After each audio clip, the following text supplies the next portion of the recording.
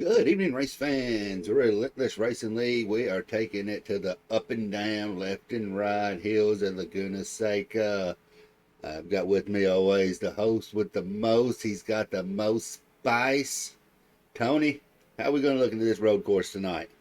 Man, I'm excited for this one. This is kind of one of those oddball tracks that we throw into the schedule every once in a while, and let me tell you, it is going to be a challenge. Now, a lot of people have ran this on Mazdas a lot, I'm sure, through iRacing, but Xfinity cars at this track, man, this is going to be wild. This is going to be like better than Watkins Glen and Roval combined, I think. Oh, absolutely. As you can see in the broadcast, this track is surrounded by sand, and I will tell you that that sand is going to make its way onto the track, and we are going to see some cars get sideways, probably crash because of it. Um, Another thing on this track is that corkscrew.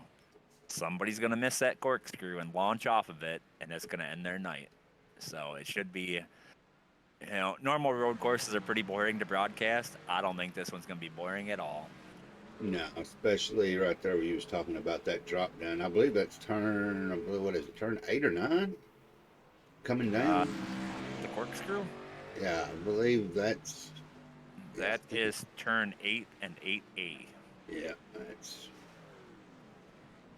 we're gonna, now we're gonna tell you what, actually, camera TB or T8B is gonna be giving us the downhill approach, and you can see right there already there's been a few that's went right through it, and that track penalty is gonna put a hurting on them too. Hey, if we got a second, we could do maybe a cockpit view and just kind of show the whole track. Let's see who's out there. I think we got Thomas Stanley out there. We're going to jump in with Thomas, let him ride around with him, and kind of get an idea of. So Thomas right now is coming up to turn 10, I believe. Oh no, he's a ways back on the track yet.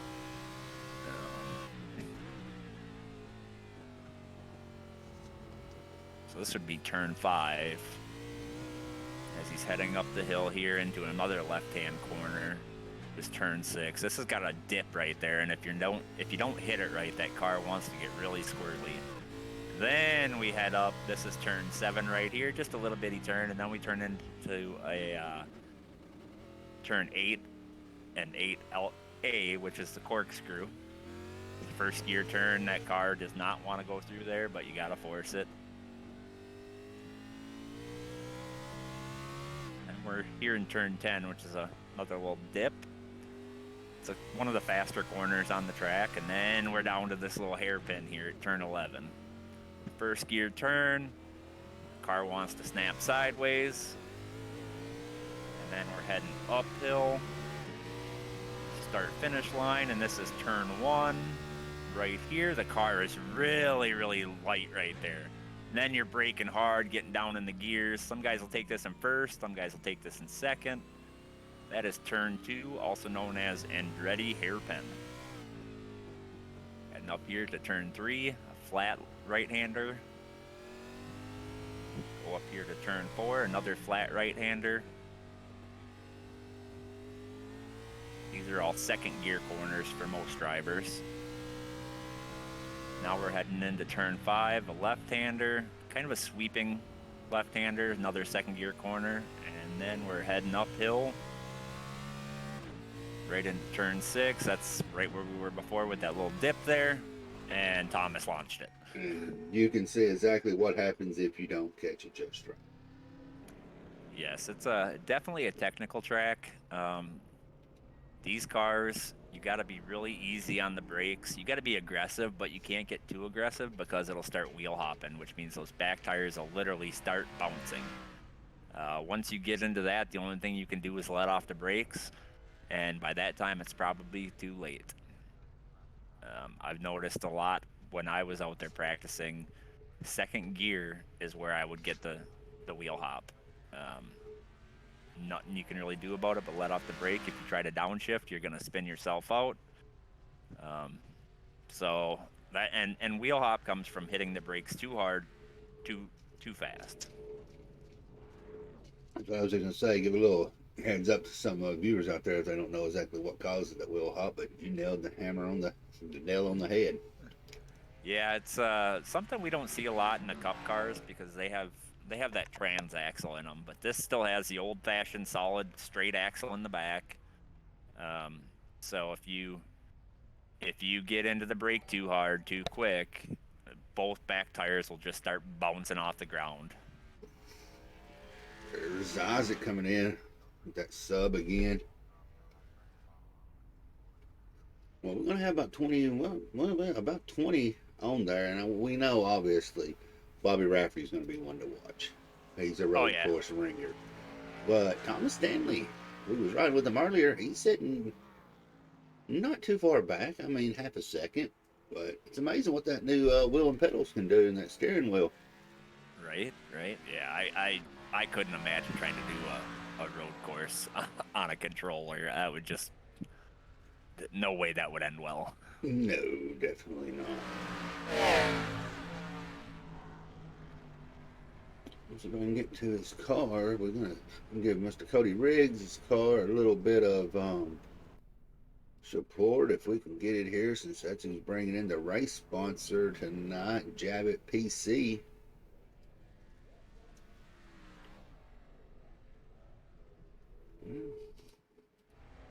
There He's we go. sitting on pit road at the moment. I had to track him down. That car's looking pretty sharp. Let's see if we can get him up here real quick before we start. Well, we got about a good. Yeah, you might want to hold off till after qualifying just because it's a shorter qualifying session. Normally we do a 10-minute qualifying session, but there was an error made, so it's only a 5-minute qual session, and these are, second and a half laps, so there's not a lot of room for error there. So maybe we should hold off just a little bit on that one. Yeah, we'll wait till after he starts, or after he finishes.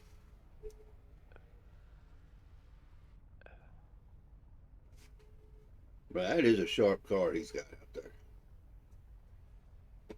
Who do you think is going to give Rafferty the most competition?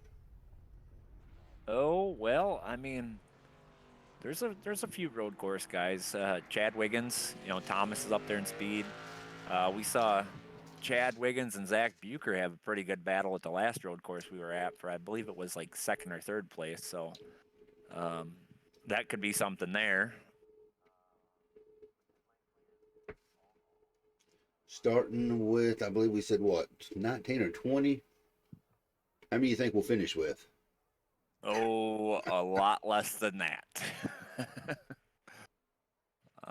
I'd be surprised if we have 10 on the lead lap, but we'll probably finish with about 13 or 14 cars. I can work with that. I'm probably going to say there'll be about 3 on the lead lap. Yeah, I mean, they got the stage break, so I think that'll kind of save some people from going a lap down, but I don't know. I got high hopes. As you will.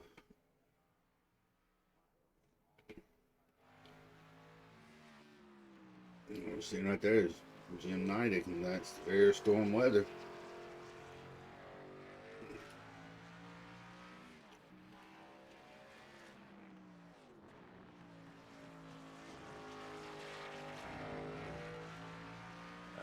I will be right back. I am being summoned. Apparently, they need my expertise. I will be right back. Alrighty.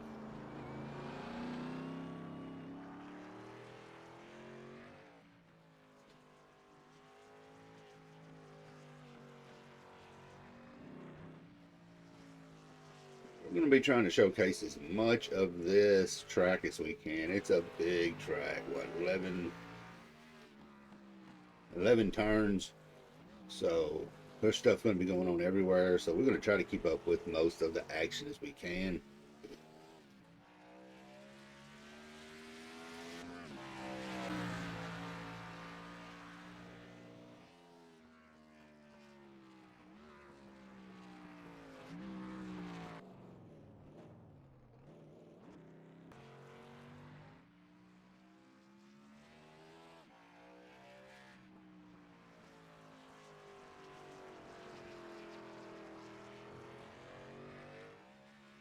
35-minute qualifying. A minute and a half laps.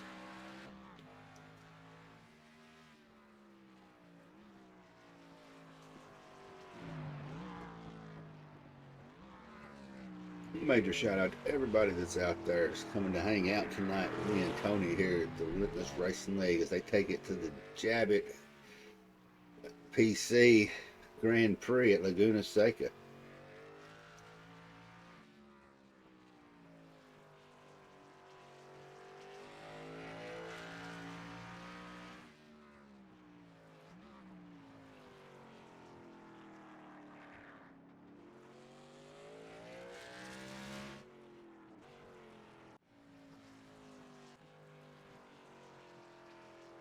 We have yet to get anybody drop one lap for sure. Kind of get a judge an idea of the time.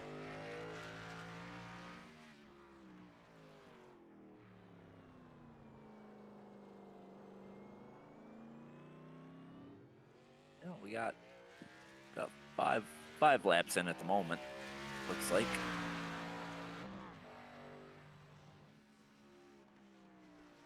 Oh, this is we expected. Bobby Rafferty. Greg Rogers. That's another one that may have a he's a hit or miss. I mean, we saw it last week right there at the end. Yeah, put up a pretty solid time in qualifying there, so we'll see what he has.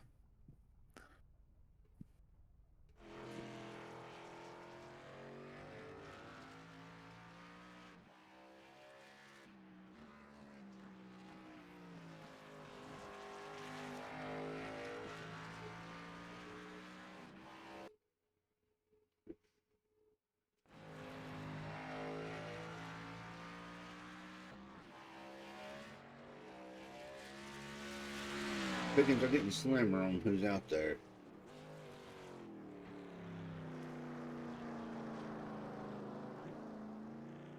And there's a few that I don't even think are going to try to qualify. I'm not seeing Gibbs, Foreman, Miles, Holman, Stanley. I don't see none of them really trying to qualify, and they better be qualifying pretty quick if they're going to try to put a lap in. Yeah, I think they're about out of time now, so.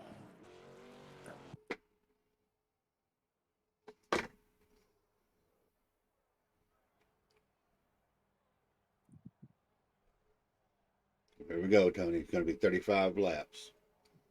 How many cautions? None, except for the stage, because we do not throw full course cautions at road courses. So if you wipe out, you better just hope you can drive fast and catch up. I would say if you're going to make the mistake, make it early, because then you got the stage. That will be the only caution thrown. So you can catch the field at least and hopefully recover from that. Let's see. Let's see. Looks like our stage break is going to be on lap 10. Yeah, and I'm not sure what these guys will be able to run for fuel, but I'm pretty sure that they will have to stop in that second stage.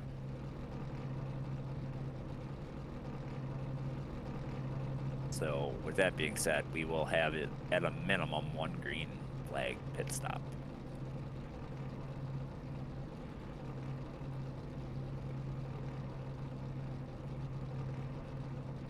While they see here, where's he at?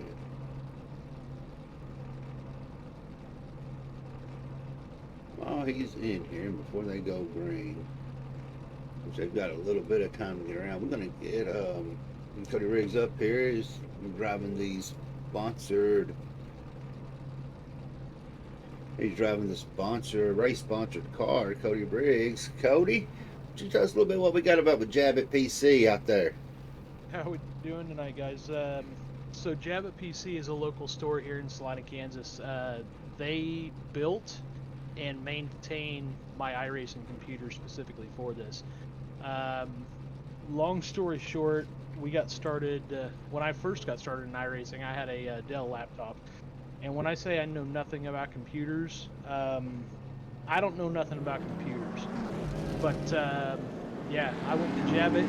They built us this computer. Actually, this is the second computer that I've had from them. They do excellent work. I've never had an issue with anything I bought from them or had service with them. Man, I couldn't be happier, and I appreciate you guys talking to me before this race goes downhill. So I do truly appreciate that. Well, I will say, Cody, you sent me pictures of that new PC, and I will say it looks pretty sharp. It's a nice one. Jason and his team down there, they do great work, and they I mean, this is one of many that they've done, and they all turn out fantastic, and they perform even better. So I've said more than once, Jab at PC kept me in iRacing, and because had they not come along, we would have gotten out of this a long time ago. So want to thank them for being on the car and sponsoring this race for us here tonight, and hopefully we can bring them a good showing. All right, man. We're gonna Well, send you man. back down there real quick because I believe fixing to go green. Sorry to interrupt you there, Tony, but I was trying to get him back down there. Yep, that's good. I just want to say good luck tonight, Cody, and hopefully you can have a clean race. That's what we're shooting for. Thanks, guys, and yeah, have a good broadcast. We'll talk to you later. Well, all right, Janet PC. And you know what, Tony? We may need a video card here soon, so I may be making me a phone call out to Kansas, see if we can get a little bit of a discount there. Yeah, I mean, hey, I'll tell you, he sent me pictures of that PC, and it looked It like it is was top of the sharp. line. Yes, it is sharp. All right, we're about to take the green here. See if these guys can get bunched back up real quick.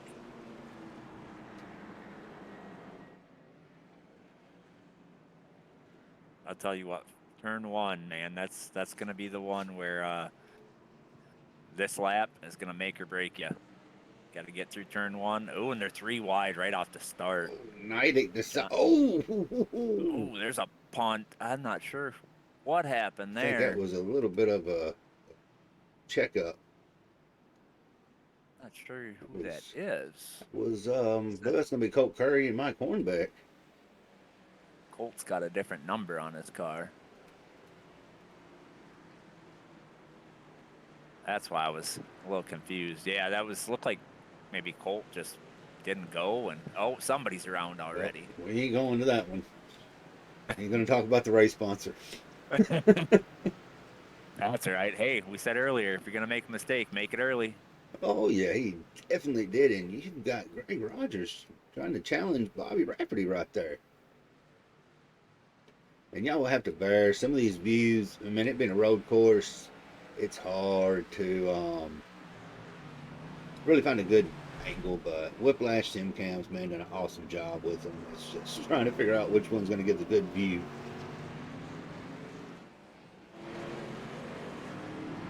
Sitting right there at the bottom end of that corkscrew. Don't look like nobody cut to the sand yet. Nobody's spinning out. Yeah, I think you're gonna see that when you're a little closer to somebody and you're just gonna try and, outbrake them and maybe get a little over aggressive. Start wheel hopping like we talked about before, and then you're launching off of that corkscrew. Yeah, and that's a blind spot too. So if somebody spins in front of you, you can be coming up the hill, and if they ain't got it under control, you're gonna kiss them really good. Oh yes. And if by some chance that you don't spin out after you launched off that corkscrew, iRacing will give you a yield penalty where it makes you give up the time that they suspect that you gain. So not only are you having to give up time, you're also kind of a, on-track barrier, if you will, because nobody can really see you coming down that corkscrew and into those two left-handers. So somebody may come up on you while you're trying to give up time and end up running right into you.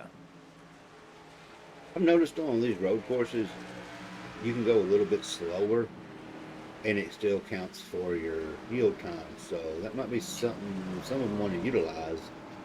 Oh yes, yeah. But I feel like just because you can gain so much time after that corkscrew into those corners that you will not benefit even with, if you just slow down for that yield.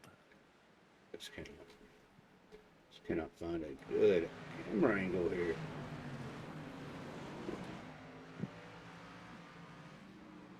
Rogers is trying to keep Rafferty in tow, but I think Rafferty's going to start pulling away a little bit. Yeah, I did talk to Rafferty before the race, and he was a little concerned with tire wear. So he said he wasn't going to push it real hard early just to try and have something on the long run.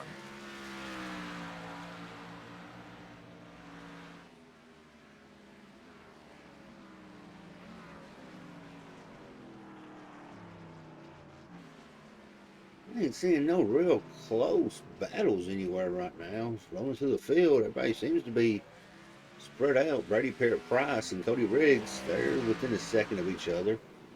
We got a 3-car battle here for around the 8th, 9th, 10th spot. I'm glad you're sitting in that direction. Now, yeah, they're Eric Warman's sitting up there in front of these two, and he looks like he's reeling in Colt Curry. So we'll have a 4-car. Oh, Eric goes around. Oh, Dakota clipped him.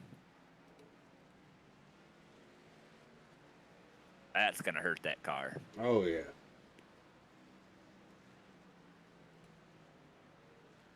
That's going to open up the gap there, and that's going to let Jacob pretty much walk away with that 8th position. Yep, and Charlie's coming up on Dakota right now.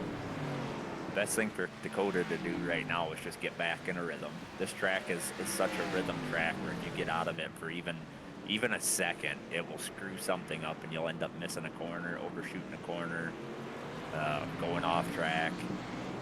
Just got to settle back down, get in that rhythm, and try to hold out until the end of the stage. I'm really, really proud. I have not seen many tire marks through those sand right there in that corkscrew. Yeah, I don't think you will early on. I think people are a little skeptical of this track, and but as the race progresses, we're gonna see people getting a little more comfortable pushing those braking zones. And we're gonna have momentary lapse in concentration, and that's all it takes. Well, then we'll see something. Starting to see a battle right there. Jacob Denson, not Jacob Denson, but here we go. Charlie Harcum is starting to put a little bit of pressure on Dakota. Got a pretty good battle back here for about 14th as well. Got Brady Price as he tries to not send it around sideways. Alex Forget, Mike Hornbeck, and Cody Riggs.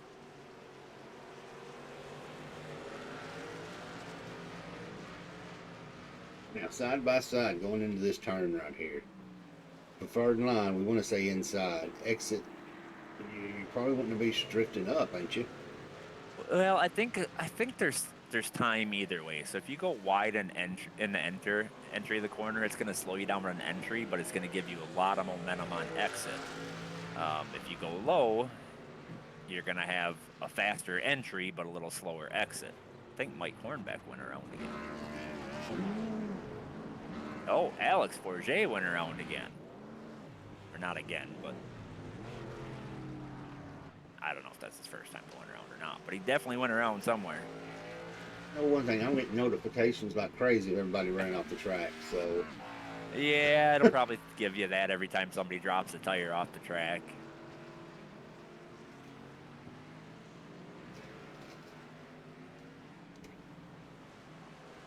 Cody making a move on Brady Price here. We'll see if he's able to stick it up here through turn one. Turn one, the car gets really, really light on its feet, and it just wants to spin it out. So you really got to be easy on the throttle there. I bet these guys aren't going more than 3/4 throttle through that. Cody makes the pass on Brady, puts him up to 10th, I believe. I'll tell you what, I got my camera set on most exciting, and it is not changing from this group here. Yeah, it's staying right there with Wiggins, Briggs, and Price.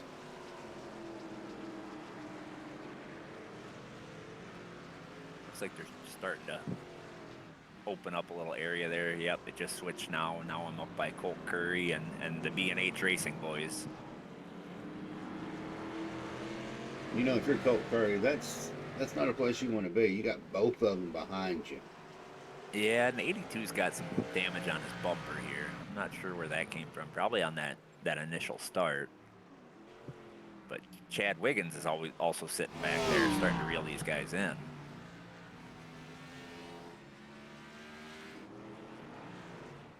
Ooh, 79 got a little loose off turn 11.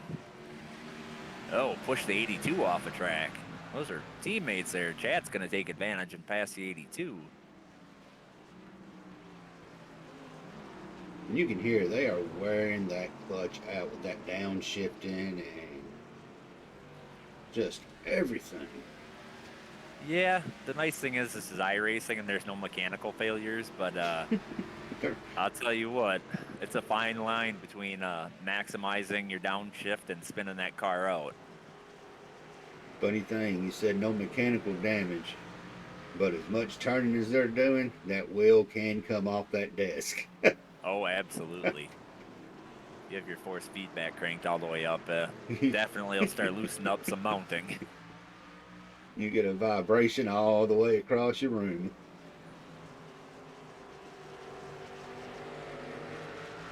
Well, so far this race definitely has not disappointed. Definitely have action all over the track. I will say, oh, somebody lost it there. Jordan right in front of Miles. these. Yeah, right in front of Colt there. It looked like there was a big old puff of smoke. That may have been tire lockup. Oh, he's off track now. Brings it back on safely. What is going on, E-Team BP?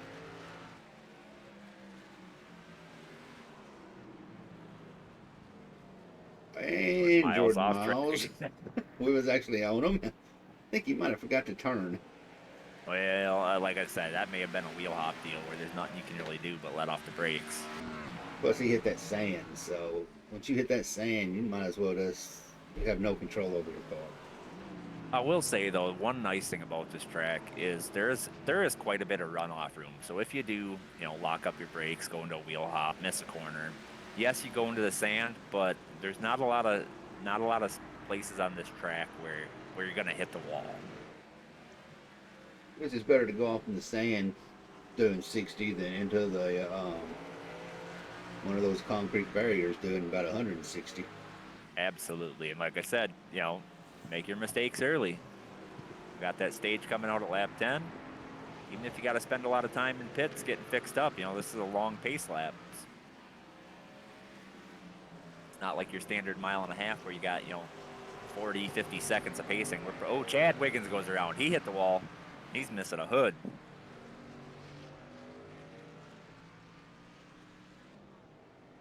That may have been a little bit of commentator's curse there. Didn't you just say his name? I did, and then I was talking about how there's plenty of runoff room. Oh, he didn't run off very far. That's one of the places you don't want to run off. Dad, I apologize. I think I cursed you. He's probably cursing you right back. I bet he is. I'll tell you what, I haven't even... Ooh, Colt locked up. Going into turn 11 here. He's going to get passed probably by 2 cars. I'll tell you what, I do not want to be side by side going uphill here to turn 1. This little slight left-hander here where that car just gets so loose.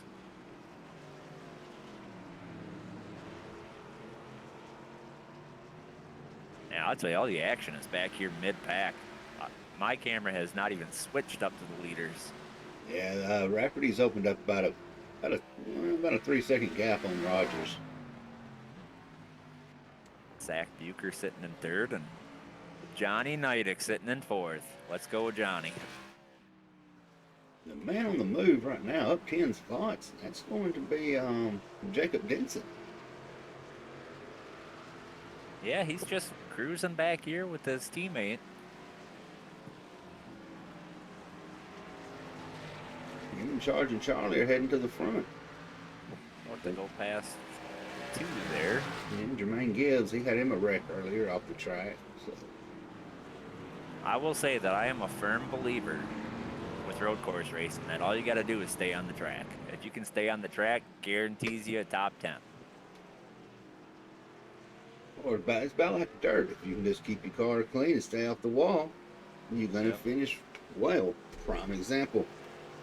Now, I can never do that. I always end up off course at some point, but it's a good theory. Jordan Miles, he's starting to put a little pressure on B&H boys. Yeah, I think he made his mistakes early, but I think he's getting into a little bit of a rhythm here. He's, keeping it clean now, just kind of following and waiting for people to make mistakes.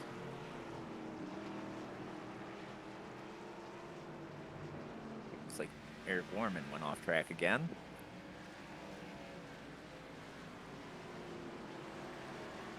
Yeah, that wreck at the beginning really hurt him. That dropped him 2 laps down quick.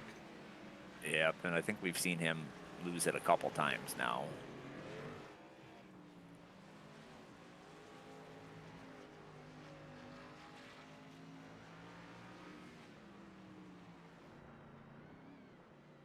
I think it's a stage break. We should bring Bobby up here and kind of see how that track is. Well, I'm seeing right now there's a, I'm not sure if you're running the SDK or not, but there's an OT there. And that tells you how many times people's went off the track. And right now, Brandon Hughes is leading it.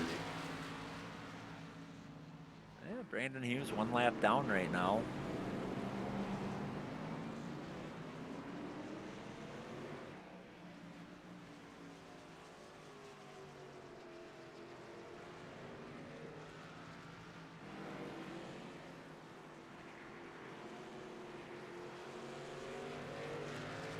Made a pass on the 79 there for position and brought the 7 of Jordan Miles with him.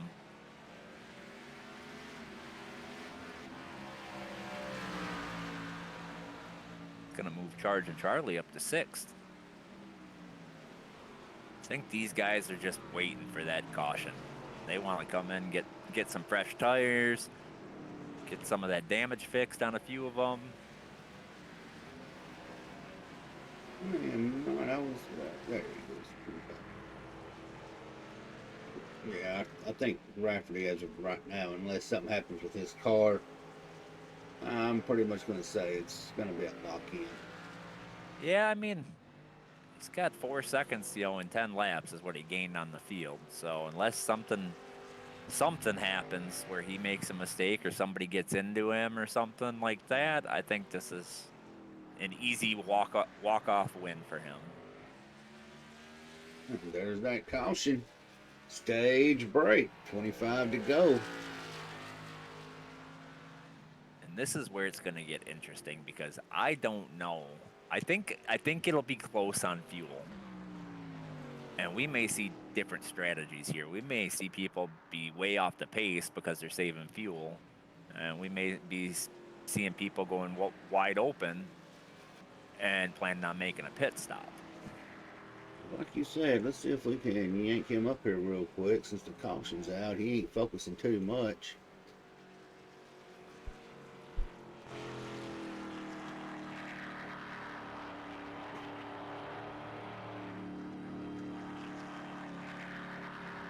Bobby, Jeremy and Tony up here, man. You got a copy? What's going on, guys? Well, you're going on. I mean, a good 6-7 second lead within 10 laps. How's the track feel for you? Ice skating rink. I was just talking to the guys, and it's reminding me of a real slicked off dirt track right now. But it's fun. Typical road racing. Go slow to go fast, and keep it between the lines. Are you feeling any real change in the track the more you drive it? Is the sand affecting you at all? Is the track temp? Yeah, the sand and the track temp are both affecting it quite a bit.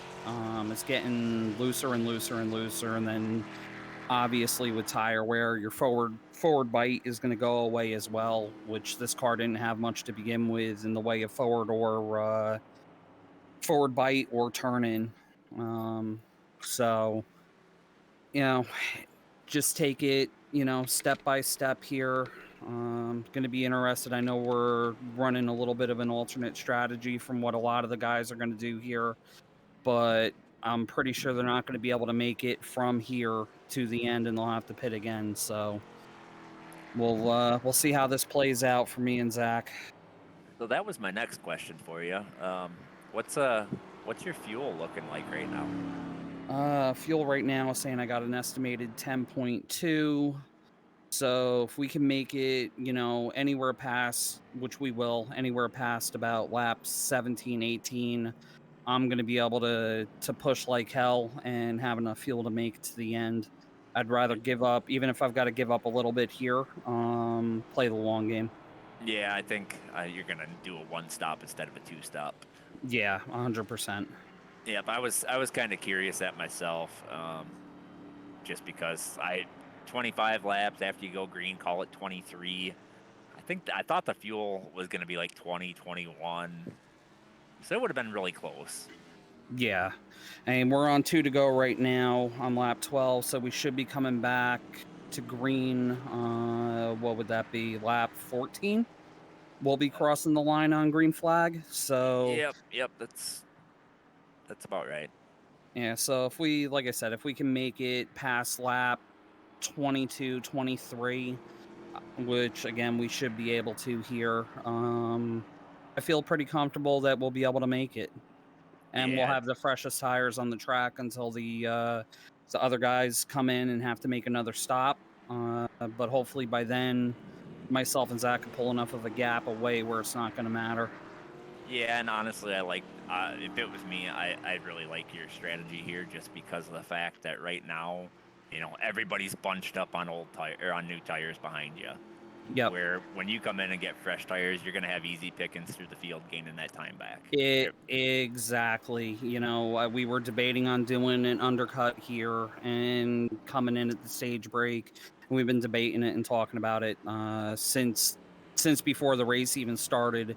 And about halfway through this run, I finally, just said to Zach, I said, you know what? No, we're staying out, and we're gonna see how this plays out. But I would rather, like I said, I'd rather have the clear track there and make up the time. That's all. Yeah, I think that's going to be the winning strategy. I think you're definitely onto something there. Honestly, I think a lot of the guys behind you pitted because they had damage. Yeah. So I mean, they're going to fix some of it, but they're not going to fix all of it for a lot of these guys. So I know Greg, John, Joe. I'm pretty sure almost everybody behind us though did pit. I thought I saw Greg go in, so they're definitely gonna have a little bit of an edge on me on speed, but I ain't gonna fight them too hard. This is not the fight right now. right, let them pass where it's safe, and then just stick in line. And There you go. yep. All right, man. Well, we're going to let you get back at it. Have a good race, and we'll see what happens at the end. Absolutely, guys. Have a good rest of your broadcast. Thank you. Tony, I was looking through it. You've got 3 cars that have not ran off the track.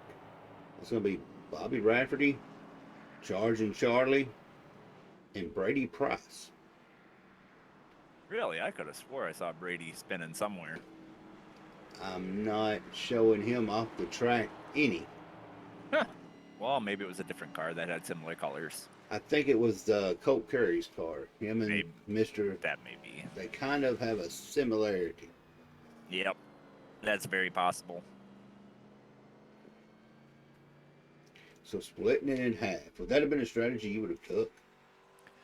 I mean, it's risky just because you're going to have so many cars behind you with fresh tires. But if you can manage it, if you're fast enough like Bobby is, where you can get out in front as they're still battling and then let them pass, one at a time.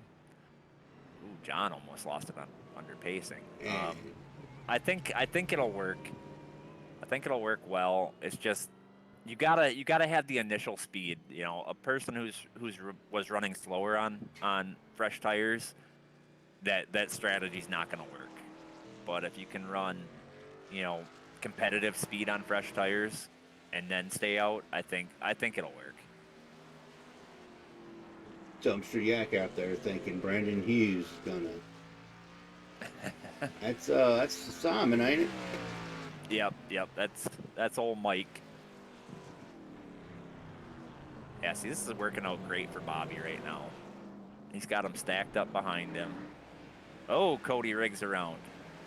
I don't think he hit anything. See, now Bobby has enough of an advantage here where if those faster cars get to him, he can let them go without killing his lap speed. You know, if they were stacked up behind him, it'd be a little different. Joe Roberts looking to make some moves. He gets on the inside of Zach Bucher. I think Joe was one of the ones who did take fresh tires there.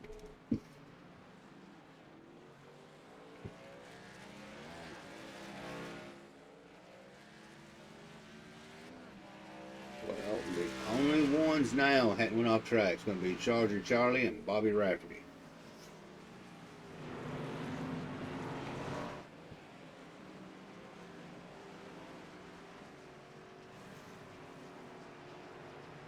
Yeah, see, this strategy right now is going to work out great for all those guys who stayed out on tires just because the field has been, you know, stretched out a little bit already.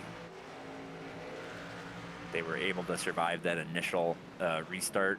So now if somebody gets to them, they're just going to let them go and minimize the time loss. And then they'll gain all that time back when they do actually come in and put fresh tires on. And we got Charlie Harcum and Jordan Miles fixing to start battling it out.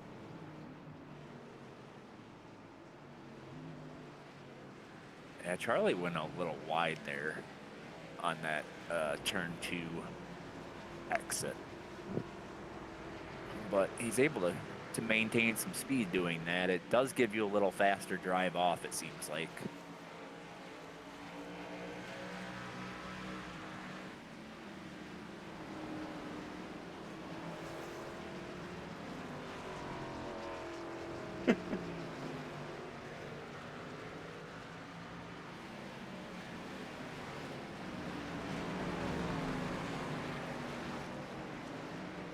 Ooh, 82 got a little loose. And there goes Hughes again. Yeah, Simon, I'm going to say you pretty much jinxed Hughes. He was already having enough trouble, and you just did not help it whatsoever. Are you able to see which cars did not take tires there? It's looking like all might have, except for the ones that didn't pit. And Chad Wiggins, he's down on a 9-second, so that may have just been right sides on that. Because I know Bobby, I know Zach, but I thought there was a third one that stayed out, and I'm not sure if that was John, Nidick. I'm not sure who that third car It was was. Brandon Hughes. He took the wave around, but I thought there was another one stacked up behind him here. I'm going to go back and look. Let's see. Matt Fornes, Drew Holman, the only ones that hadn't pitched yet, it's Brandon Hughes, Bobby Rafferty, and Zach Bucher. Okay. So just judging by that, I mean, it looks like, you know, Zach's able to maintain. You know, he's given up a little bit of time, but he's not, you know, falling back. You know, he's sitting in third. By the time he pits, he'll probably fall back to fourth or fifth. You know, Zach's sitting in fourth now as soon as my scoring updates, but, you know, maybe even sixth. But I think the time he's going to gain back on tires will definitely outweigh what he's given up now on time. Bobby's still got a gap on Greg, and Greg's on fresh tires. Yeah, that pack right there from about 3rd to 7th, they are not giving anybody some slack as Zach slides high and pushes Joe almost into the sand. Yeah, that's... Oh, John just launched off that turtle there. I imagine that if Joe gets to Zach again, Zach's just going to let him go to make up for that. I could be wrong, but...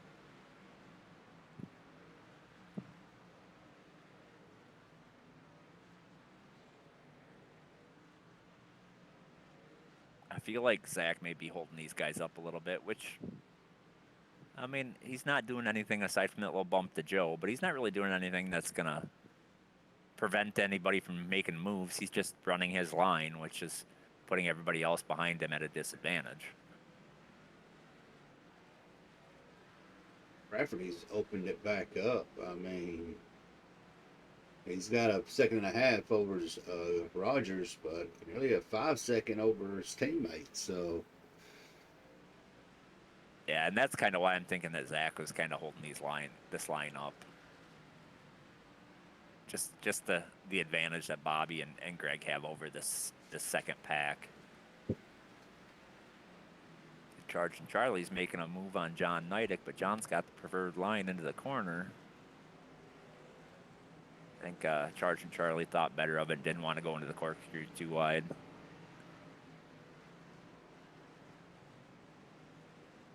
$19 to go. So I believe Bobby said it was looking at around what, about 14 to go. I think it's all going to depend on how these tires feel. I'm thinking that Zach may go in a little earlier, just to get more of an advantage, being that he's a little further behind than Bobby is. But I think Bobby may adjust his strategy just based off of how he's able to maintain pace. John Neidick makes a move on Joe Robert. See if Joe can keep. Nope, Joe's going to give him the position. Brandon Hughes around again. Well, Dumpster Yak really does just really put the jinx on Hughes.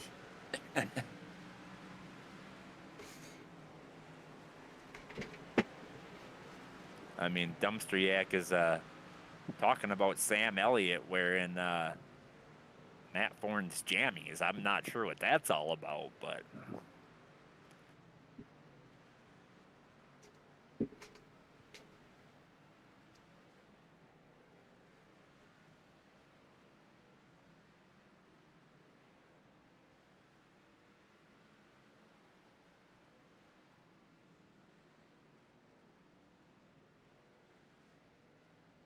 Zach made a mistake going in the corkscrew. Looked like he may have locked him up, or just got into the corner a little too deep.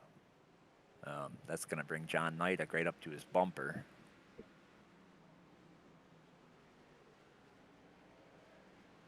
John's putting that pressure on Zach now, so that may have a little bit to do with those tires.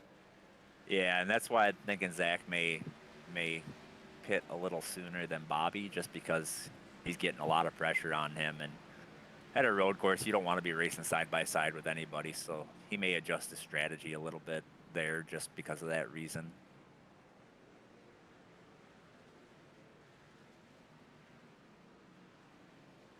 But yeah, I think Rafferty may have enough time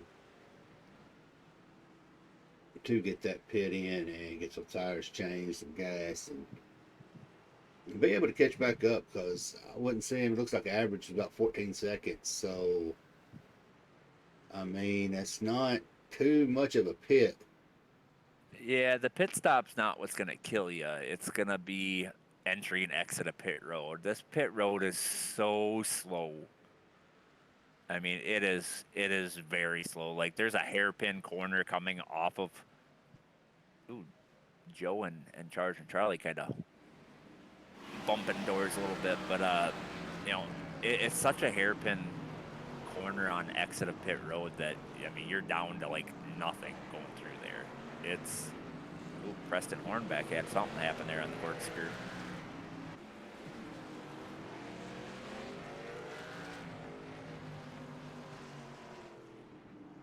And I mean, it takes nearly a minute to get in and out. So about 40 seconds to get in and out of your pit lane, your box.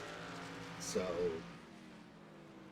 yeah, Rafferty's going to have to put up some time there. Yeah, but like Bobby was saying in the interview, though, I also do believe that everybody else will probably still have to pit again, because I don't think they're going to have enough fuel to make it to the end. And judging by lap times, these guys are not really slowing down a whole lot, just off of tire wear, but they're still giving it as much as they can, which means they're burning up a lot of fuel. I don't really see very many people saving fuel. Nah, it looks like we're coming about up on that window where Rafferty was talking about they was getting ready to pit, and like you said, we saw he made up what 6 seconds in 10 laps, so he can get back a good 12 seconds and probably still make it up having fresh tires and everything. So if this goes the way I think it's going to, what we're going to see is Bobby and Zach are going to come in a little earlier, than everybody else. John Neidick off track, missed corkscrew a little bit. He's probably going to have a yield. But those guys are going to come in a little earlier, and then everybody else is going to come in later. And by that time, Bobby and Zach are going to be multiple seconds up in front of everybody just because they're maximizing the tires. Basically, what they're kind of doing is almost splitting this race in half, going a little longer on the first stint, but the second stint they'll be able to make up a whole lot more time, where everybody else is going to do it on 2 stops. And we talked about how slow this pit road is. Yes. So, you figure, how many seconds on pit road between the pit stop, getting on and getting off of pit road. I mean, that's probably, a full lap, give or take. Near about it. It's about 15 seconds shy of a lap here. Yeah. So if you're able to 1 stop this instead of 2 stop it, that's a huge deal. Just because the pit road time. Brandon Hughes is leading the pack with 40 off tracks. Well, and I will say some people are just not road course racers. When I started in this league, I could not run a road course to save my life. But we run road courses, so you got to get better. I'm not saying that I'm the best, as we see Bobby heading down pit road. Yeah. I'm definitely not the best road course racer, but I definitely, you put the time in, you see the rewards. That's going to hand the lead over to Greg. First time he's had the lead this whole race. Now we'll see how all this plays out.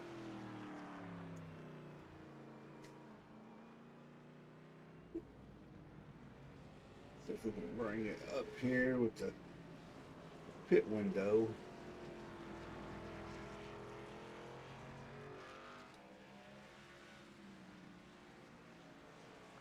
I'm curious, honestly, to see if anybody is actually going to try and stretch this fuel run out so they don't have to come back into pits. Yeah, it's going to be it's going to be interesting to see.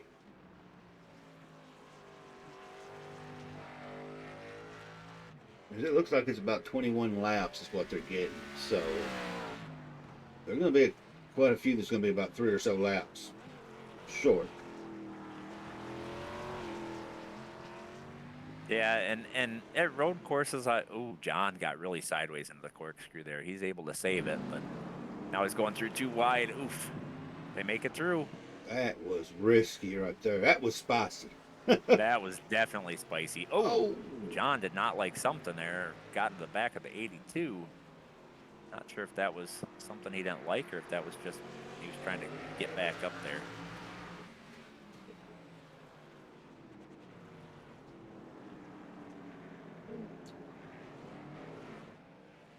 Alex got a little loose coming off of turn 11 there and gave up probably 2 positions.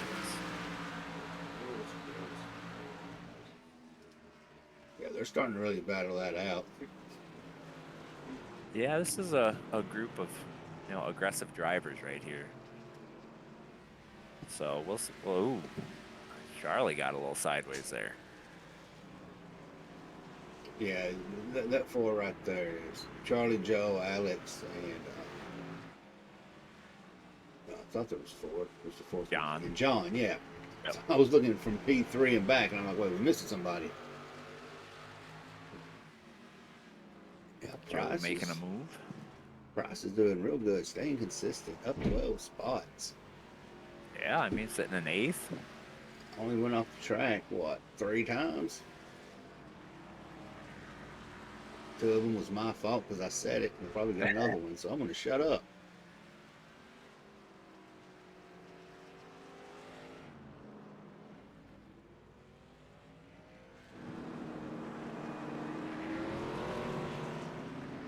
Well, Charlie and John's kind of separate each other. You got Joe in between them now, so Alex is going to start putting some pressure on Charlie. And you think that little bump might have got Charlie out of his rhythm? Maybe, or maybe it's the damage he received from that little bump that's kind of throwing him off there. But he definitely slipped up there in that previous corner, and that allowed Alex to get by him there. Yeah, we're seeing He's Charlie coming up pit coming road. in.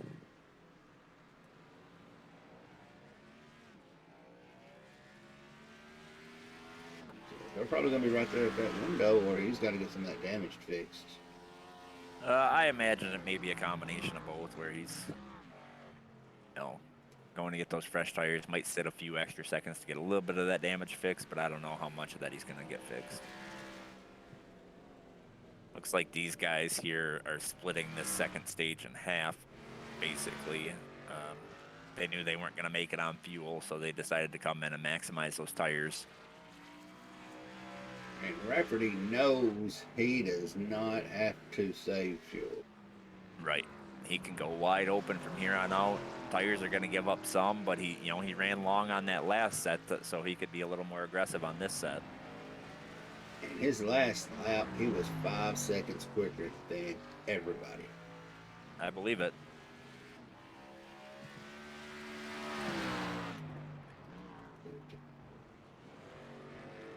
You can see he's just put in a 131, where everybody else, leader's running a 136. Yeah. And in the chat here, T-Stan's saying that he thinks Greg's going to run till the end, but I don't know if that's going to do anything for him, at least for the checkered flag, just because, that gap back to Bobby, I'm not sure what it is live, Got but a 14-second gap on him right now. Yeah, and if he's closing up that quick, Bobby will be there 3 or 4 laps.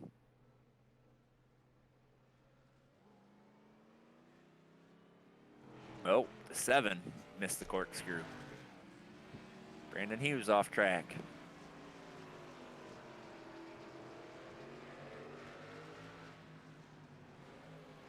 Prix is still up to 8th. And he started in 20th. Preston Hornbeck missed. Brandon Hughes off track. Man, my screen is going crazy right now, jumping back and forth. Ain't no rest for the wicked. 1 lap, Bobby's got him down. He just shaved 3 seconds off of it, so he's 11 seconds back now. Yeah, I think he's going to catch him at a very fast pace. And now we're not even sure if Greg can make it the whole way on fuel. Rafferty and Alex. Oh, Alex locks him up. Gets it back under control. Good save there by Alex.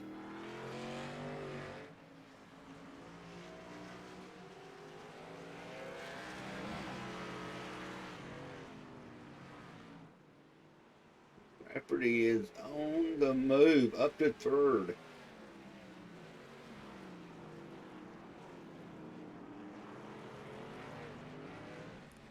Yeah, I think he'll have John fairly fast here.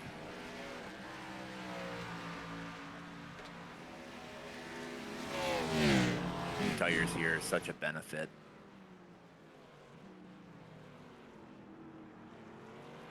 John's not going to fight him on that one. He knows Bobby's faster than him right now. He's going to just try and get back in line and keep Joe Robert behind him. Well, Rogers is 10-second gap. So we're going to see how quick he's going to be able to cut it in. Well, and I will say now Bobby doesn't have that many cars in front of him, so he can kind of just run his line, run his pace without having to maneuver around, other cars. The only traffic he's going to have right now is lap traffic. But I'm not too sure there ain't no cars in between them, so he may just have smooth, clear sailing. Looks like Brady may have went off track there for a second.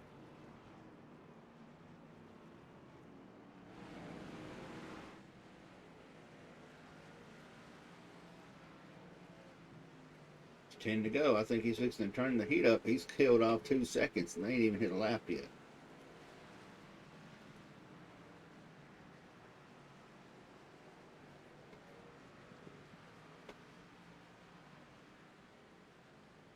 Greg's running with his life. Now, when referee gets to Greg, you think Greg's going to put a little pressure on him? Is he going to fight him for it? I think I don't think Greg will fight him for it, but I think Greg's going to run his line. I don't think he's going to give it to Bobby. We've got a battle and a half going on right now between Denson and Colt Curry for that PG. Yeah. Oh, and Colt goes off the corkscrew. He did a good job on locking that up and not T-boning, because he could have really put a hurting on Denson on that one. Yes, he could have.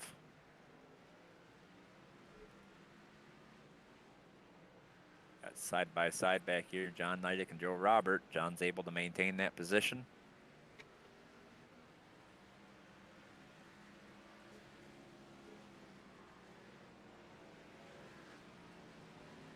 Everybody pretty much looks pretty steady. I mean, you're gonna have something that's gonna have to pit. I don't think they can pull 24 laps. Yeah, I think that's pushing it. Even saving, that's going to be hard to do.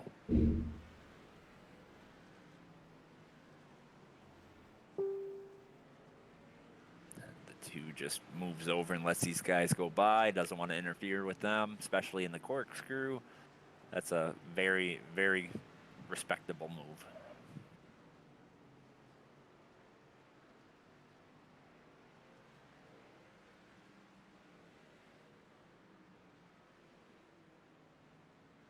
Zach is still running in 6th. I'm not for sure the tire strategy went in his favor as well as it did Rafferty, but Well, it seemed like he lost a lot, maybe on pit road there. I'm not sure, but his gap from Bobby to him going into pits was only like 7 or 8 seconds, and then it ended up being like 20 seconds. So he lost some time somewhere, I assume on pit road, but I can't say for sure.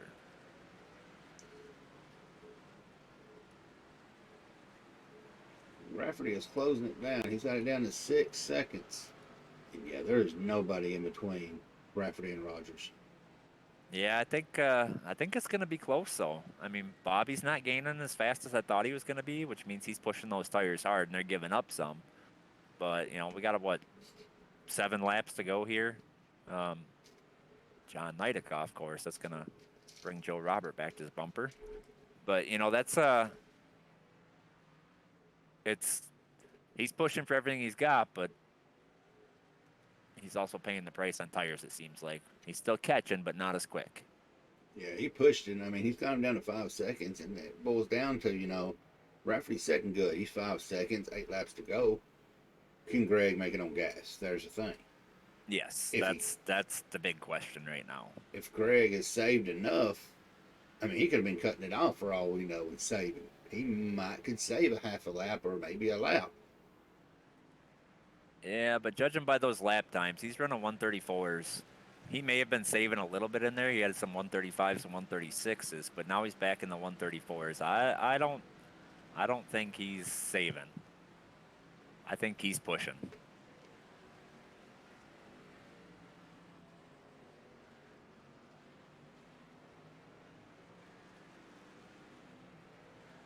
Rafferty's got him down to 4 seconds.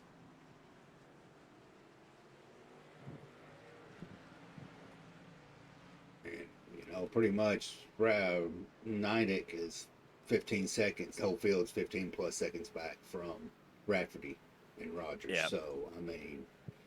Yeah, the battle for the win right now is definitely 1 and 2. I don't think third on back is even going to come close to catching them, but there is a very good battle. Rogers is off the track. And that is not going to help his case at all. Bobby's going to go right around him. He's going to have to yield. But now can he save it for second? Yeah, Yeah, he completely slid off right there at the start of the corkscrew. And he may have, I don't know, he may have just overshot it. Yeah, I mean, he knew Bobby was getting on him, so maybe he was pushing it a little deeper, trying to, minimize that gain Bobby was getting. But maybe he just overshot it. I can't say for sure. May have been wheel hop. Hard to say. Like we said before, the sand gets on this track, and you have to back your braking points up to adjust for that. And maybe it got a little sandier than we've seen quite a few people go off on that corkscrew. Did that kick some sand up on the track more than what they had the lap before? Yep, and I don't see nobody out there with a broom cleaning it up. Mm-mm. Battle for third will not go away. John Nidick and Joe Robert are still battling. And Alex is actually sitting in a good spot, but at the same time, they all got to stretch it out. I mean, they all pitted at lap 11.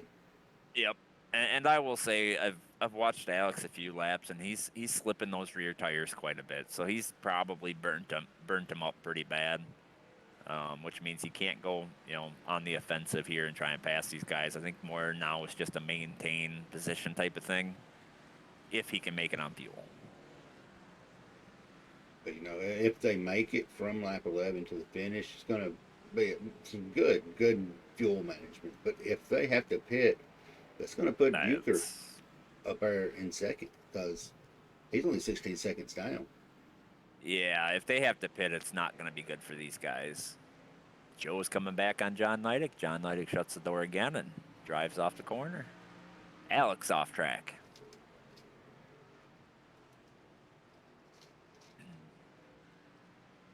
John looks like he is pushing for everything he has. I keep watching him drop a tire off here, drop a tire off there. He's overdriving the corners just a little bit, but he's gaining it back on exit. Yeah, and Joe is not giving him any slack whatsoever. Oh, and Joe's got position right now. Best thing for John here is to get back in line, get behind him, and wait for Joe to make a mistake. John got a good run off the corner, but Joe's got a little faster car, it looks like, right now. Joe put up a lot of doors slamming. John put up a great battle there trying to keep Joe behind him, but I think Joe has got the faster car right now. I'm going to tell you something else that's going to fall into his hands, and that's going to be Charlie Harkin. He pitted on lap 23. And the rest of that field goes down to pit. That's going to bump him up to a P3. And I just saw on my screen, Brady Price just go ahead and move over and let Bobby go through. Once again, that's a very respectable move. Don't want to interfere with the leader, especially right at the top of the corkscrew there. We saw Brandon Hughes, a glimpse of him going through the sand again. I will tell you, there's a lot of sand sitting at the bottom of that corkscrew. I think Hughes might be getting ready for a dirt track in Xfinity.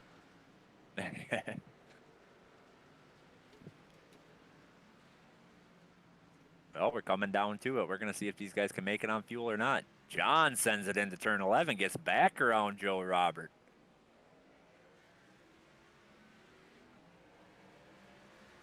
I think John was drifting around that corner. This right here is where I believe the battle's going to be. 1 and 2 is pretty much going to have it locked in if nothing happens. But these two right here, Joe and John, they are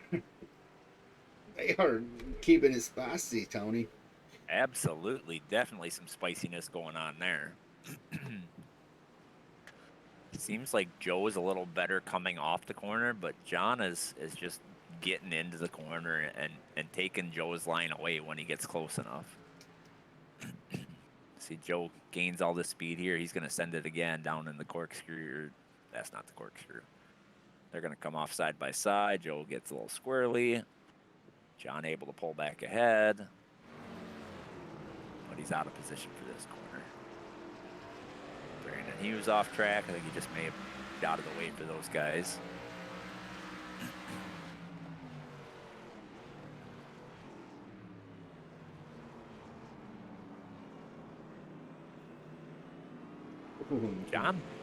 little bit of bumper there. Yeah, that's what I was gonna say. He was right there on it, and it's rough in that car because you don't know the one in front of you is going to slow down too much.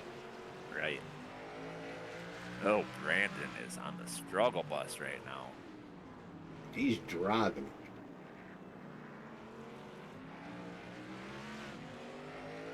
I don't think this is the dirt that they talk about when they're talking about dirt track racing. No.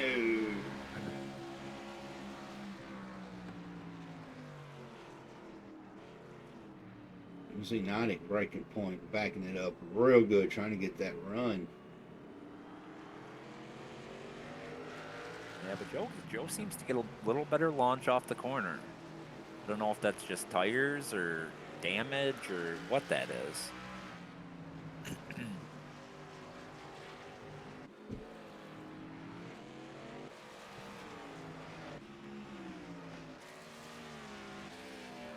Seeing much of a battle spread out anywhere. Everybody else seems to be pretty much spread out by themselves.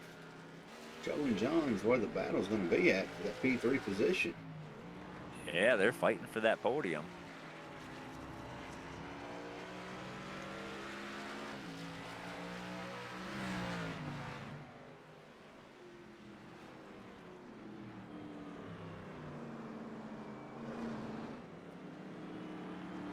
I will say that John has him beat through the corkscrew. He's able to get back to the throttle a little quicker, and Joe is He's fixing the truck. Yep. But this is going to be interesting right here. Somebody did a donut right in front of him there. I'm not sure who that was. Saw the smoke as they came through. I think that smoke might have startled John a little bit. It looked like he lost a little bit of time there. Yeah, well, and I will say that John is pushing that car right now. You can see it, and if he might be getting a little sideways too, and like right there, he dropped a couple tires off the track. But he is pushing that car. You can see it right there in that corner. He is pushing it for everything it has. But I think he's giving up time by doing that.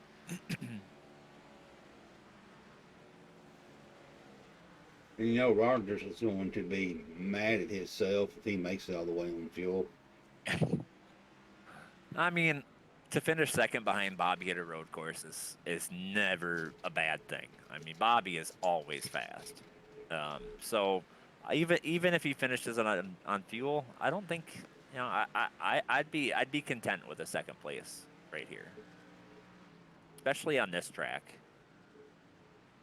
If you can finish second on Laguna Seca after 35 laps of this type of racing, it's nothing to hang your hat on at all. I mean, it's a tough track. Right there is going to be the battle to watch. John and Joe for that podium. They are putting pressure on each other.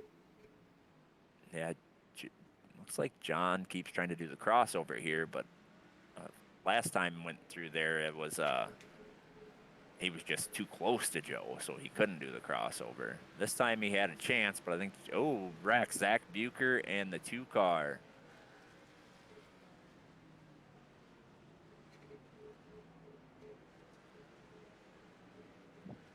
John's trying it.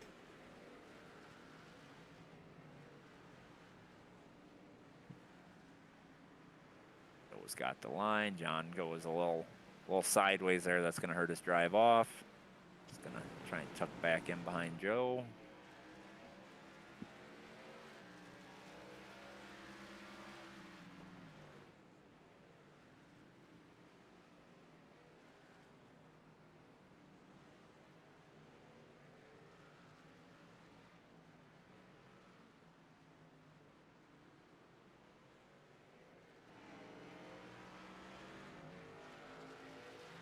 John's only got a few more turns before he can make it. If he's going to do something, he's got to do it right here soon and quick. Yeah. This is where he's been faster than him, was through this corkscrew, but I just don't think it's quite fast enough. Oh, he's making a move right here. It's pushing Joe on the outside. Joe's gonna have. I don't think he's gonna have the preferred line going into turn 10. They're battling side by side here. Oh, and there's a car right in his way. John's not going to be happy about that. We'll see what happens here. John's got the preferred line, but can he get off the corner? It's going to be a battle back to the start finish line. Side by side, Joe's got the advantage right now. I think John just spun his tires just a little bit, and I think Joe got him. Joe got him, and I'm gonna say he may have missed shift or something. But you saw that car lunge. Yeah, I think he may have just got on the Oh chip a little God! And bit there there. comes Hughes. I don't know what that was all about, but man, what a race. What a John and finish! Joe battling all night. I can hear him in chat. John is just excited just because that was a heck of a battle for those two. And it was a clean. They done it clean. Yes, that was great to watch.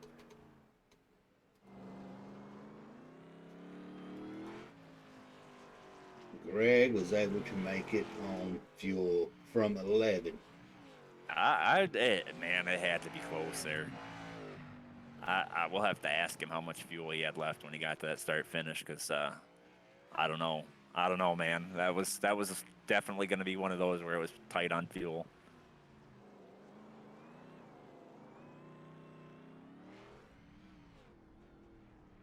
You see Rafferty is drifting it around. He's having fun. Oh yeah, I mean, like we said before, this is kind of one of those oddball tracks that you don't see a lot of stock cars go to, and to be able to get the checkered flag here, it really means something.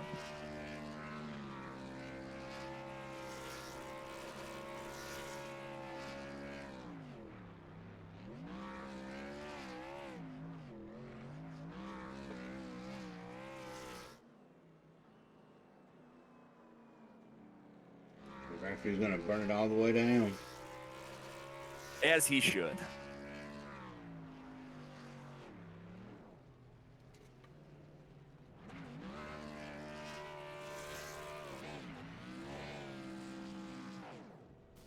And there he burned it down. Blown motor.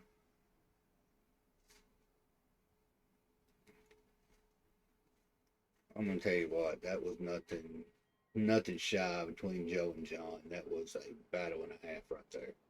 Absolutely. You know, there may have been a bumper here, a bumper there, but it wasn't anything that was going to wreck each other or anything. It was just good, hard battling.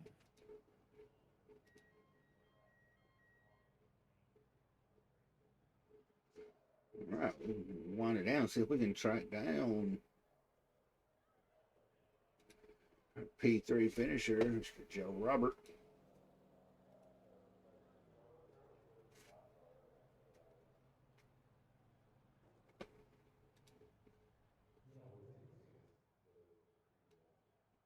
Joe, Tony, and Jeremy up here in the booth. Man, what a battle those last two laps between you and John. Yeah, it was fun. I'll tell you that it was fun. I thought I had the fuel save strategy. I thought I was the only one that was doing it. I didn't. I was surprised that everyone else like really saved, because like for me, I was hardly good enough to even like make it back around. I think I had like a lap and a. I think I may have had even a lap, not even a lap of fuel. But yeah, me and John, we was running real good together the entire time. Running good with Zach, running good with Alex, uh, Bobby, Greg, Jordan, Charlie. It was a fun race. Definitely needed a good result, and we got one. What'd you think of that track, Joe, and these cars? Um, it's like driving a brick with ice cube tires. Yeah, I mean, you're not wrong, but hey, something different, right? Yeah, something different. I mean, came into this race knowing I wasn't going to win. I mean, Bobby was going to win. The only question was by how much. So, went from ninth to third. We screwed up the qualifying, so we had a good run overall. I'm happy with it. Got stage points, got third. I'm not going to be here for the final race of the regular season, so we got to have a good run next week. And I don't know, we might have to go to the 21 because the 21 gave me a good run today, but maybe not. I think we'll stick with the 6 though. Right. We had a little bit of a goof up with the spotter, but you know what? We'll say it's for Jeremy. 21's for Jeremy. There you go. And yeah, at least we Uh, got the 6. Well, I will say it Going was back into it. definitely entertaining watching you guys, you and John, battle those last few laps. Looked like you guys were battling each other hard, a little bit aggressive, but not overly aggressive, where you were going to wreck each other. But it was good battling, good racing all the way through. Well, glad we gave you something to talk about, Oh, absolutely. and it was fun. Um, I guess I'm known for getting third places at the last possible second because I remember that race at Lime Rock in the trucks last season, passing Guillermo who ran out of fuel on the last lap at Lime Rock to get third. I Talk to I him. remember that. I I thought remember he that. I thought he had me, but then we got him coming back on the straightaway. Right. Well, man, it was definitely a good race to watch and see you and John battling up there. So congratulations on the P3, man. What do you got for shoutouts? Well, shout out to Jeremy for hiring me all that long time ago. Y'all for bringing us in to do the broadcast. Um, Drew, Drew Holman was in here today. Was talking with me, helping me out in the doing the spotter. First time I ever had that, so that was nice. Had a good time with him. Um, Shout out to Bob for kicking our butts, I guess. Shout out to Martin Sports and Whip Ice Sim Cams. They sponsor the broadcast, so we'll have to have them there, and maybe we'll get them on a car one day. That'd There be you nice. go. But yeah, just I look forward to see what you guys got for me and John in that in the broadcast. I'm gonna take a look at it. Oh yeah, we had you for quite a while there, man. So yeah, man. Congratulations on the P3, and we'll catch you later. Thank you very much. Very happy with the result today. He has nothing to be upset about though, because that was a battle for the times right there, Tony. Oh, absolutely. I don't clip too much, but I think that's going to be about a highlight reel in the making. Right. Well, he had it on fuel. I'm probably going to say he probably about had about less than a lap too, but he kind of corkscrew kind of messed him up, and Greg P2, nothing to be ashamed of, man. How much fuel do you have left? Sorry, I was drinking water. My bad. It was so I was a little confused what Bobby and Zach were doing for their strategy because we went in there at the stage, filled up on fuel, and got new tires. So I didn't. Sorry, I didn't get any. I didn't get their strategy. So I knew that I could stick with Bobby and then possibly clutch it on the downhills, which is what I did. I ended up having half a lap of fuel left, and I coasted around down into pit road on the cooldown lap. So it was close, but I had enough. The issue, I think, was that Bobby took the tires on his stop, and I could see he was Dakota was actually out of the race, so he was crew chiefing for me a little bit. So he was giving me the lap times and stuff. And I was like, okay, like I've got some time to give. I think he came out like 17, 18 seconds behind, like 15 to go. So it's like I got some time to give, and then I can turn it on again. And as soon as I turned it on again, I overcooked it into the corkscrew, as you saw, and that's all she wrote. But it happens. That's kind of like the name of the game at Laguna. It was really fun, very intense, and I practiced a lot for this race, trying to go toe to toe with Bobby, and I did. So yeah, I'm pretty happy with the result. It's 2 weeks in a row, kind of losing the lead in the last little bit of the race, but just keep racking up the top fives, and the win will come. Oh yeah, man. Well, I will say you made one mistake all night, and that's credit to you right there. We saw a lot of guys make multiple mistakes. You made one. Probably wouldn't have made a difference, to be honest, judging by the speed Bobby was catching you. But Yep. you recovered from it. You got back in there, got back in the rhythm. So congratulations on that. Way to stick it out and just Laguna is a tough track. you know, we've been saying it all broadcast here. It's a tough track. It's not a track that a lot of people have a whole lot of experience at. You definitely showed that you put the practice in, and you definitely showed that, you know, a tough track can be accomplished.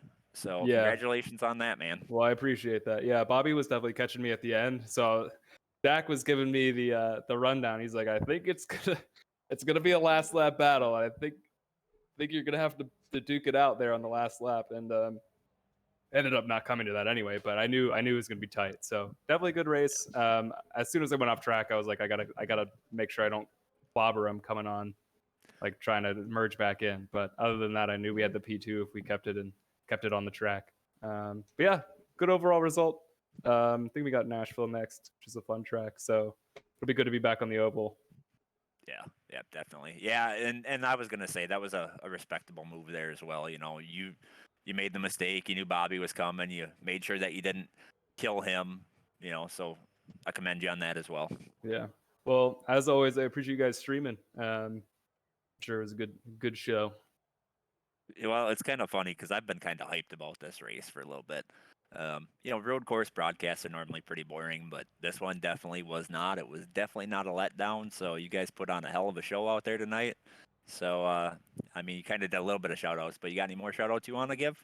Nah, man, that's everything. Love the league. Always makes Mondays better. So thanks a lot for hosting.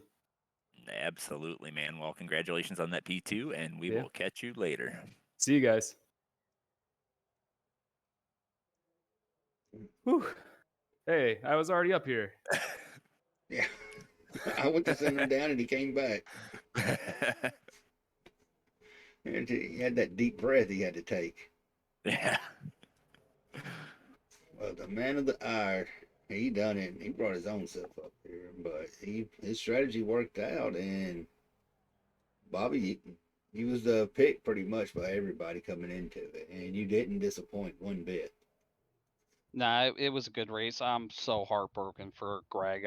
I still think, I was gonna get him, but to come up to the top of the hill and see him, just misjudge the corkscrew like that and go straight off, it killed me because I would have loved to have that race with him. You know what I mean? He was really, really fast tonight and he proved it. I'm really proud of him, and I'm also proud of Thomas and Angel and Josh. All those guys they were testing their butts off this week, and the speed showed with, how fast Thomas was and with how fast Greg was. Yeah, and I will say, we were talking to Greg, and I think what he just to put some insight to it, I think what he was saying was he was kind of backing off the laps before he went off course there, and then that was the lap when he started getting back into it. So I think he just threw his rhythm off a little bit. So Yeah, it's exactly what he said to me. I mean, we were, Thomas bouncing back and forth. Obviously, Thomas is a real good friend of Team Exile, just like we were a very good friend of TMJ Motorsports. And Thomas was just bouncing back and forth between the discords and just hanging out where we're all having a good time. And I had said to Thomas, I said, he's got to be close, and he goes, he's about a half a lap short. And I had gained, I think, 2 seconds on him that lap. And then the next lap, I only gained, I think it was like 0.9 or a second. And Thomas came back down. I said, so he's got enough now, huh? Now I got to drive my butt off. And the following lap, we gained like 2.5. And I was like, all right, yeah, he's really going to have to conserve this run if he's got any chance. So I knew we pretty much had it, but I'm so proud of Greg and his run that he had tonight. Is just that's awesome. yes, yeah, absolutely. One thing that I do want to tell you is all out of all the drivers who actually, were in a car driving, you were the only one with 0 incidents. There was a few points where I didn't think that was gonna happen. I'm not gonna name names, but yeah, there's some guys made it a pretty interesting night coming through traffic. But I mean, look, it's not an easy combo, these cars on that track. That track was the best way I could describe it is go drive a car on slicks in the rain. That's how slick the track was. There was multiple times where I wasn't flat foot till I was in third gear because it was just lighting the rear tires up. Yeah, definitely. Definitely an interesting car track combination there. Yeah, I mean, you put on a show, and I think you kind of had some people questioning your strategy when you guys stayed out that time, but seemed to work out in the end for you. Um, so congratulations on that, man. Yeah, Joe Robert, he actually brought up a good point. I'm still new to the strategy stuff with the NASCAR type cars, but like he says, he goes, I still kind of confused why you didn't pick, because you would have had to, if you came in and got the fresh tires at that point anyway, you could have, you were gonna have to pit that second time where you were gonna pit the one time anyway, so it would have been a wash. And I got to thinking about it, and I went, you know what? He's right. So we probably should have done it, but at the same on the flip side of that, if we did that, I don't know if we would have came away with the win, because it would have been a lot more ground to make up. I would have had to really stretch the lead out there and then came in for a splash. So Right. Absolutely. Well, and I think this gave you the opportunity to be aggressive. exactly, and that's what I wanted to do. I can't stand fuel mileage races, if I'm being completely honest. Give me all the fuel and let's go out and see who's the quickest. Yeah, I agree with you there. Trust me. Not a fuel mileage guy either. Well, man, congratulations on the win. You know how this goes. You got any shout outs? Nah, of course. Number one, I gotta thank the league, Relentless Racing League. You guys are the best. It's a great community of guys that we get to, come hang out, race, and just have fun. Also got to thank Southern Broadcast Racing Network for putting on the streams for us every single series, not just Xfinity, but for ARCA and for the Truck Series and the Cup Series. Big shout out to them, and obviously Exile, my team, Exiled Esports, all of our partners, Premier Racing Setups, Simrap Market, Ancient World Gaming, Swordog, Next Level Racing, Advanced GG, Cutscene, Design the Void, FGR Excel, everybody that helps us put this deal together. I can't thank them enough, and obviously I got to thank my two teammates that are actually in the league with me. Josh Van Gore for being an awesome spotter every single week. He juggles between me and Zach and just kills it. And obviously, big shout out to Zach. He's improving every single week out on the track. He didn't have the luck this week, but you'll have that. He still salvages sixth place finish, so it's good points for him, and he still got that win, so he's in the playoffs. So we're set there. Absolutely, man. Well, like I said before, congratulations on the win, and hopefully this track was a challenging one for you. Just a little. Well, we try to mix it up every once in a while. So, congrats again, Absolutely. and we will catch you on the next one. Yep, absolutely. Catch you guys next week. Have a good night. Tony, they're taking it to North Wilkesboro next week for the SWC Autism Awareness 160. That's going to be a throwback race. 160 laps. Yeah, that's gonna be a. I mean, I personally have raced that track in this car, and it is tough. Um, these cars are tight at that track. It's definitely a tough one, but it should be a good race. Short track racing is always kind of hit and miss. But I think these guys here will definitely put on a good show, have a somewhat clean race, and it should be definitely fun to watch. Check out all these throwback paint schemes. Um, I love NASCAR history personally, so I love these throwback races. Kind of, you see one that you can't quite place, and you got to go figure out who it was just because you remember it from your childhood. That type of stuff is always a good time for me. There's that nostalgia with it. Absolutely. Well, I think that's just going to wrap it up tonight at the Jab It PC Grand Prix. Robert Knighted, man, that was a battle, and I think we're going to see a whole lot of it next week when we take it to Wilkesboro. So, on behalf of myself, SBRN, Relentless Racing League, Jabit PC, all of our sponsors, we'll see y'all next week. Until then, Tony. Keep it spicy.